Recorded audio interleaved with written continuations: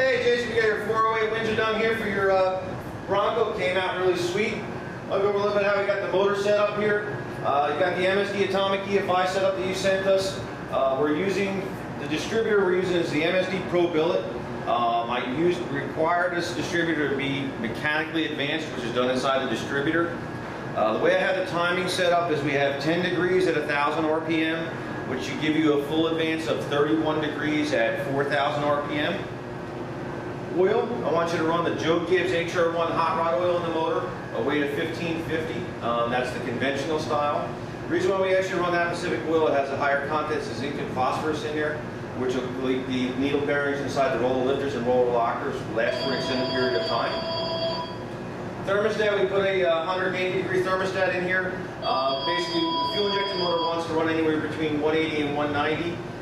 Once you're in the vehicle, you feel that it's running a little too hot, you can maybe go down to 160 because the Broncos with the airflow coming through the radiator is not the greatest. So if you're seeing a little bit hotter conditions, you can back away on the thermostat a little bit, which will help you out. Lower radiator hose, very important on this model. Must be a hose with a coil wire in it or a ribbed hose.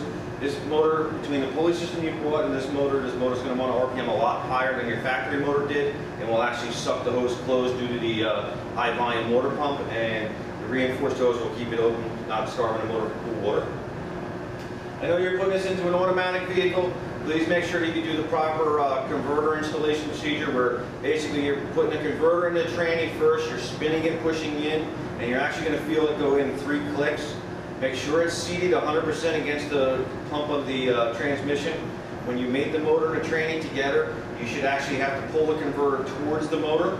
If you're actually binding as you come together, there's going to be a problem, and you're going to wind up blowing the thrust bearing out of the motor, which is a bad thing. It will ruin the motor very quickly. So please make sure you follow those procedures correctly. Other than that, I want to thank you for choosing Proformance Unlimited motor, build your ultimate hot rod, and happy motoring. Let's take it with Donovan. I think you're pretty impressed.